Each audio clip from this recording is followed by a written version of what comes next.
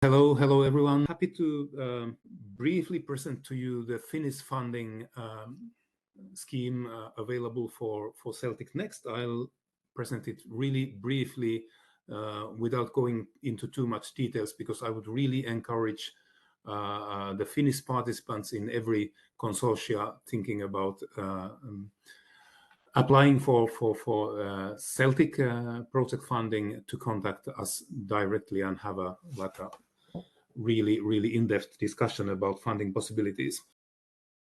My name is Heikki Uusi-Honko and I'm coming from Business Finland. I work with all the Eureka clusters and definitely CELTIC-NEXT. Business Finland was formed a few years ago through a merger of our export promotion agency FinPro and Tekes, our innovation funding agency. And because of this background, we are dealing with awful lot of different things, not only innovation funding. I'll skip most of these details here, but then as a counterweight to our broad set of different tasks, we also have a broad tool set, lot of stuff, rather sizable budget, 826 million euros. And by the way, we do not divide our budget into allocations for different calls and programs. So we do not, for instance, limit the amount of funds invested in specific CELTIC-NEXT call, for instance. Basically, we can always fund a good application regardless of the size of the application. That's where we are really flexible. But what you can say is that in everything we do, we are pursuing international growth for Finnish companies. So this means that we are very much, let's say, business oriented to companies and funding companies. But we do also fund public research organizations, universities, RTOs,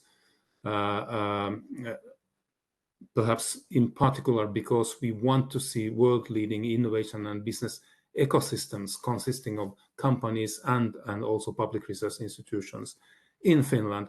And if we want to have world-leading ecosystems in Finland, so obviously these ecosystems need to be connected globally and definitely within Europe. And this is where programs like CELTIC-NEXT are very valuable and highly appreciated by us. They are a really good sort of platform for our ecosystems to collaborate internationally. And I would say that we have been increasing our international focus ever since 2018, but in particular in 2023, we have had a strongly increased emphasis on international collaboration with some changes in our management and so on. So I would say that the outlook for CELTIC-NEXT project proposals getting funded by Business Finland is really good. But of course, the proposals need to have a good quality, because the proposals are competing with other proposals, national proposals in other Eureka clusters and so on. But if they are matching our national funding criteria, so the outlook for getting funding is really good. Funding is available for all types of companies and RTOs, universities, as I said. Maybe I should especially mention that mid-caps, so large companies with turnover less than 300 million euros, are definitely very fit for our funding and participation in CELTIC-NEXT projects, but so are also SMEs and large Finnish companies, micro-sized companies with only few employees, perhaps we hope to see as subcontractors more than in the role of a partner, but this is not a like a 100% ruling behind this. We can also operate on case by case basis, but usually this is how we see at things. And we have indeed our co-innovation funding rules renewed from the beginning of this year with more focus on international calls and international collaboration. In practice, this means a little bit higher aid intensity for public research institutions. We are also trying to better accommodate the call timetables and so on into our processes. And what is actually this co-innovation funding rules or co-innovation funding? Well, that's the funding instrument we have available for public research institutions. I'll come to that in a while. And other than that, I would say that for thematic focus, everything is speaking for CELTIC-NEXT. We have a, well, digitalization and connectivity, surprise, is very much in the national policy focus of Finland. We have 5 missions. One of them is digital native Finland. So our 5 missions are not the EU missions. We have our own missions. And one of them is targeting, in particular, productivity development through digitalization. This is, I guess, something that can take place in CELTIC-NEXT projects, and definitely value generation from 5G advanced and 6G like technology development are what is taking place in CELTIC-NEXT. Our funding criteria, we have rather uniform funding criteria, same for national calls. So Finnish actors, companies, RTOs, universities usually know our funding criteria very well.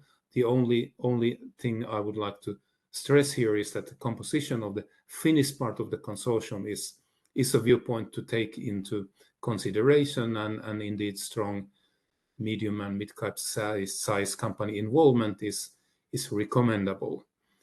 Not obligatory, but recommendable. And we do our project evaluation by ourselves, our experts on growth, novelty, management, and finances of the participants and the project financing in total. Like I said, so no specific euro limit for the whole project or for individual participants. We have